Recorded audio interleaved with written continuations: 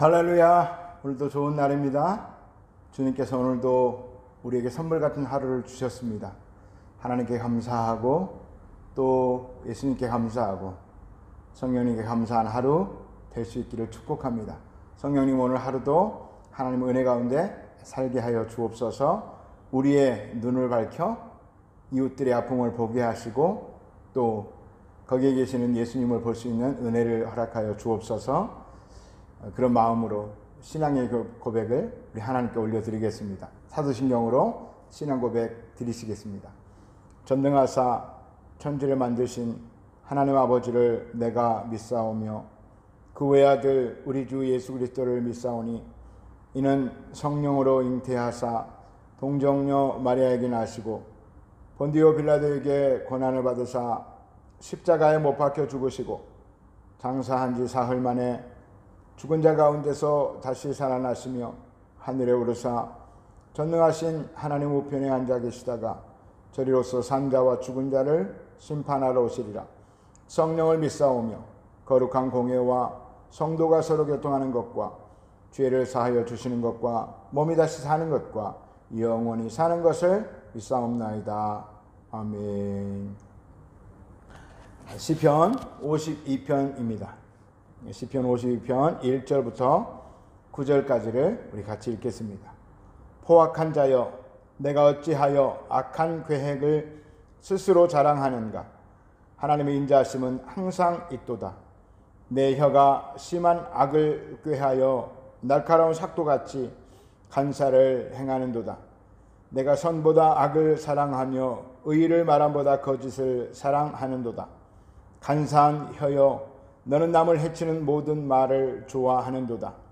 그런즉 하나님이 영원히 너를 멸하시며 너를 붙잡아 내 장막에서 뽑아내며 살아있는 땅에서 내 뿌리를 빼시리로다. 의인이 보고 두려워하며 또 그를 비웃어 말하기를 이 사람은 하나님을 자기 힘으로 삼지 아니하고 오직 자기 재물의 풍부함을 의지하며 자기의 악으로 스스로 든든하게 하던 자라 하리로다. 그러나 나는 하나님의 집에 있는 푸른 감람나무 같으며 하나님의 인자심을 영원히 의지하리로다. 주께서 이를 행하셨으므로 내가 영원히 주께 감사하고 주의 이름이 선하심으로 주의 성도 앞에서 내가 주의 이름을 사모하리이다. 아멘. 할렐루야. 본 시편 52편은 표제어를 보니까 그 다윗의 노래인데 에돔인 도액이 사울에게 이르러 다윗이 아히멜렉의 집에 왔다고 그에게 말하던 때에 라고 기록되어 있습니다. 사무엘상에 보면 다윗이 사울을 피해서 도망을 가는데 예루살렘으로 한 4km 정도 떨어진 곳에 이 놉이라고 하는 땅이 있습니다. 놉은 그 당시 실로에서 블레셋을 패하고 제사장들이 옮겨왔던 것 같습니다. 그래서 놉은 제사장들의 성읍입니다. 그곳에 다윗이 도망을 가서 배가 고파서 대제사장인 아히멜렉을 찾아갑니다. 그리고 그 아히멜렉에게 먹을 것을 달라고 하니 아히멜렉이 일반적인 떡, 그러니까 평상시에 먹는 떡은 없고 거룩한 떡, 매 안식일마다 진설병을 교환하죠. 12덩어리의 떡을. 그것은 거룩한 떡이어서 이 대제사장의 가문, 제사장들만 먹을 수 있고 또 그것도 성수에서만 먹을 수 있는 떡입니다. 그런데 어찌된 용고인지 하나님께 기도를 하고 아히멜렉이 그랬는지 어쨌든 그 떡을 다윗에게 줍니다. 그리고 그 떡을 줘서 먹었고 그것이 이제 예수님께서도 복음서에서 그것에 대해서 안식일을 설명하면서 당신이 안식일의 주인이다라고 말씀하시면서 그 다윗이 아히멜렉에게 떡을 먹은 것, 거룩한 떡을 먹은 것을 비유로 들었습니다. 그렇게 본다면 이 또한 하나님께서 허락하신 것이 아닌가 생각을 해봅니다. 율법 위에 긍휼과 사랑이 있다, 이렇게도 해석해 볼 수가 있겠습니다. 아무튼 이 일로 말미암아 아히멜렉은 일가족이 몰살당하고 그 노베 제사장 85명이 다 도륙을 당합니다. 그리고 부녀와 젖먹이들까지, 가축까지 완전히 다 진멸을 당하게 되는 참 마음 아픈 일이고 다윗의 평생의 상처 중에 상처로 남아 있었을 것입니다. 이 아히멜렉이 누구이냐? 엘리 대제사장의 증손자입니다. 그래서 이 아히멜렉은 그 당시의 대제사장이었고, 어쨌든 어떤 학자들은 엘리 가문의 저주가 임하였다 이렇게 생각되는데 그거는 아닌 것 같습니다. 아히멜렉은 다윗을 선대하고 하는 거 보니까 굉장히 경건한 대제사장이었던 것 같습니다. 그렇다면 사울에게 이것을 일러 바친 도액은 어떤 사람이냐? 에돔 사람인데 사울의 목자장이었습니다. 사울은 왕이었으니까 많은 양과 소와 염소가 있었을 것입니다. 그 가축을 치는 목자들의 우두머리가 이 목자장인데 도액은 그런 사람이었습니다. 그래서 자신이 군대도 길러서 일부 사병도 있을 것이고 또 어느 정도의 재산도 사울이 허락했을 것이고 그리고 사울 몰래 빼돌린 재산도 있었을 것입니다. 그래서 재물의 풍부함을 의지하여 자기의 악으로 스스로 든든하게 하던 자라고 7절에 다윗은 얘기하고 있습니다. 이 도액이 사울에게 이 다윗이 배고파서 쫓겨가면서 이 아히멜렉에게 떡을 얻어먹었다라고 고해 바칩니다. 그런데 아마도 살을 더 붙였겠죠. 그리고 자기의 해석까지 더 붙였을 것입니다. 그리고 사울의 부하를 내동시켰을 것입니다. 그래서 굉장히 분노하게 하고 그로 말미암아 그 아히멜렉 일족을 다 멸망시키는 일이 있었다라고 하는 것입니다. 1절에 보니까 포악한 자여 내가 어찌하여 악한 계획을 스스로 자랑하는가? 하나님의 인자심은 항상 있도다. 그 사울에게 일러 바치고 내가 다윗을 고발하여서 그 아히멜렉을 죽였다라고 자랑스럽게 사울에게 잘 보이기 위해서 그랬겠죠. 그리고 사울의 그 왕권이 영원할 줄 알았나 봅니다. 이렇게 아첨하는 사람들은 시대를 분별하지 못하고 때를 분별하지 못하고 당장의 눈앞에 이익에 급급하게 되는 거죠. 2절에 내 혀가 심한 악을 꾀하여 날카로운 삭도같이 간사를 행하는도다. 간사하게 남을 해코지하고 그렇게 정말 날카로운 칼처럼 선량한 사람들을 아프게 합니다. 내가 선보다 악을 사랑하며 의를 말함보다 거짓을 사랑하는도다. 간사한 혀여 너는 남을 해치는 모든 말을 좋아하는도다 라고 이 도액의 죄악들을 다윗이 고발하고 있습니다. 5절 그런즉 하나님이 영원히 너를 멸하시며 너를 붙잡아 내 장막에서 뽑아내며 살아있는 땅에서 내 뿌리를 빼시리로다. 너희 일가족을 아히멜렉 일가족이 다 전멸당한 것처럼 다 하나님이 전멸시킬 것이다. 그런데 성경에는 도액이 어떻게 하나님께 징계를 받았다는 기록은 없습니다. 그렇지만 우리는 도액이 반드시 하나님께서 응징하셨고 또 자기가 행한 것보다 훨씬 더 크게 더 강력하게 징계를 받았을 것이다 라고 우리는 믿는 것이죠. 그것을 보고 6절에 의인이 보고 두려워하며 또 그를 비웃어 말하기를. 의인들이 이 도액을 두려워하는 것이 아니라 하나님께 범죄한 그리고 선한 사람들을 이간질하고 간사한 혀로 모함하는 사람들을 하나님이 어떻게 하는지를 보고 두려워한다. 반면교사를 삼아서 자기의 행실을 삼간다. 이런 의미로 말하고 있는 거죠. 그리고 그 도액의 행위를 비우고서 말하기를 7절에 이 사람은 하나님을 자기 힘으로 삼지 아니하고 오직 자기 재물의 풍부함을 의지하며 자기 악으로 스스로 든든하게 하던 자라 하리로다. 자기의 잔꾀로 자기의 일신의 양명을 추구하며 다른 사람들을 짓밟고 다른 사람의 생명을 해하기까지 하는 악한 사람이었다고 얘기하고 있습니다. 8절에 그러나 다윗은 이제 자신의 신앙을 고백합니다. 나는 하나님의 집에 있는 푸른 감람나무 같으며 하나님의 집에 있다. 늘 하나님 곁에 머물며 하나님만을 섬긴다. 그리고 푸른 감람나무 같다. 감람나무는 올리브 나무죠.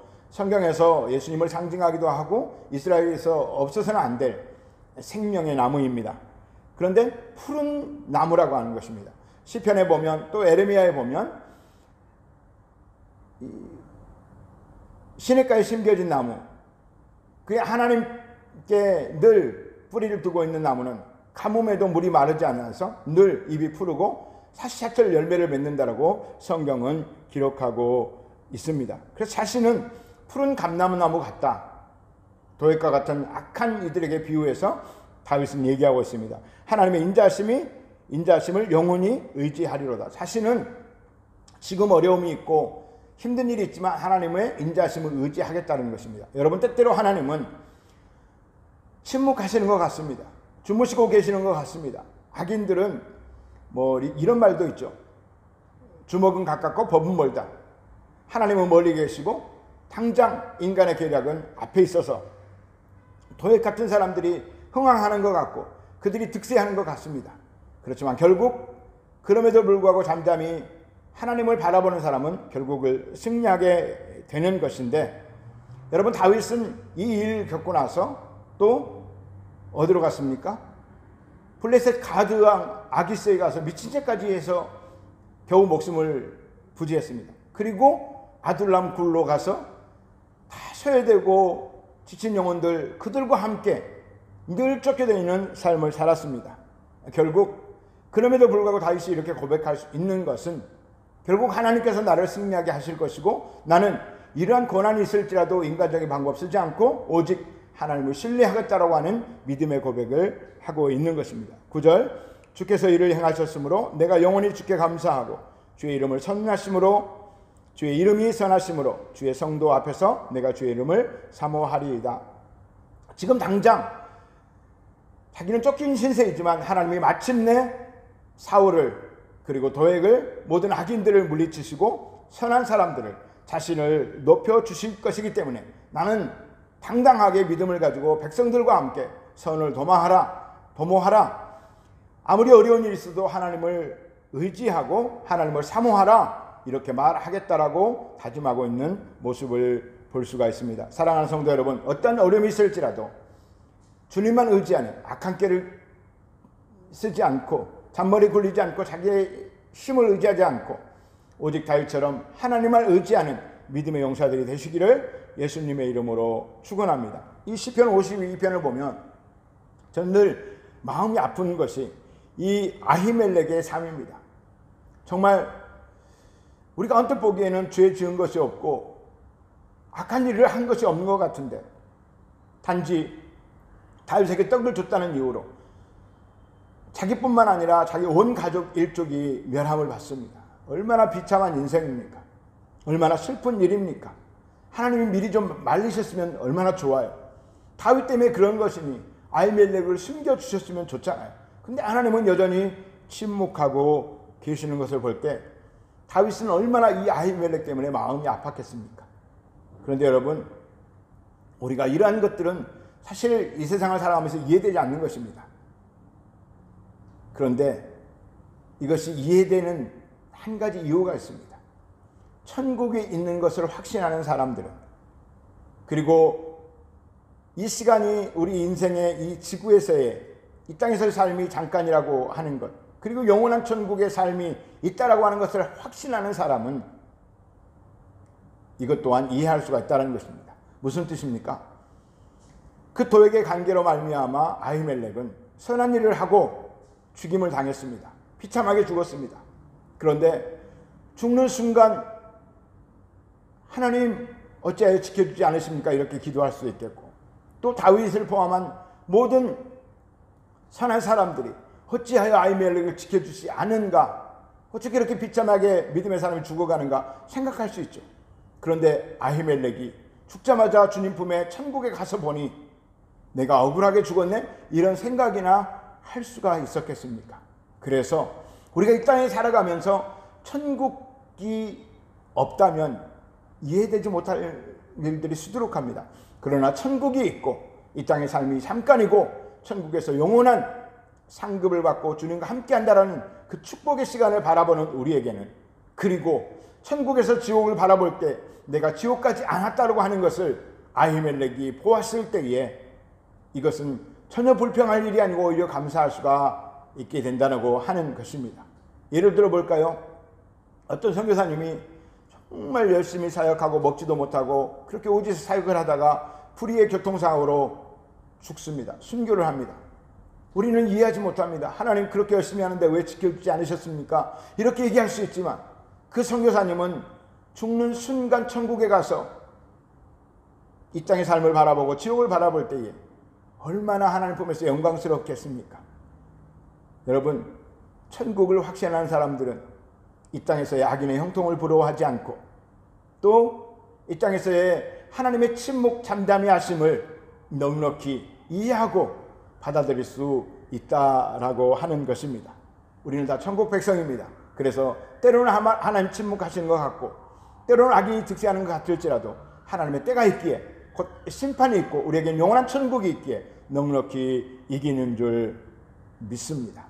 그래서 믿음의 사람들은 눈에 보이는 당장의 이익보다 하나님 편에 서고 하나님 방법으로 손해보더라도 정직하고 늘 하나님을 사모하고 찬양하고 의지하고 인내하는 믿음의 사람들이 되어야 할 것입니다. 그런 은혜가 우리 모두에게 있게 하시기를 축복합니다. 아히멜렉 그의 눈물을 주님이 닦아주셨습니다. 다윗은 기도 가운데 그것을 볼 수가 있었을 것입니다. 그래서 다윗도 너무나 죄송한 마음과 슬픈 마음을 가눌 수가 있었을 것입니다. 천국을 소망하고 주님의 뜻을 따르기를 소망하는 우리 모두에게 큰 은혜와 복이 넘치기를 간절히 축복합니다. 이제 기도하실 때 하나님 천국을 소망하게 하여 주옵소서. 이 땅에서 억울한 일을 하나님의 눈으로 보게 하여 주시고 하나님의 뜻을 따를 때에 어떠한 손해도 감수하는 믿음의 선택을 할 수 있도록 주님 도와주옵소서. 오늘 하루도 하나님의 뜻 가운데 살 수 있도록 정직한 자 되게 하여 주옵소서. 주여 삼창하기도 하겠습니다. 주여 주여 주여.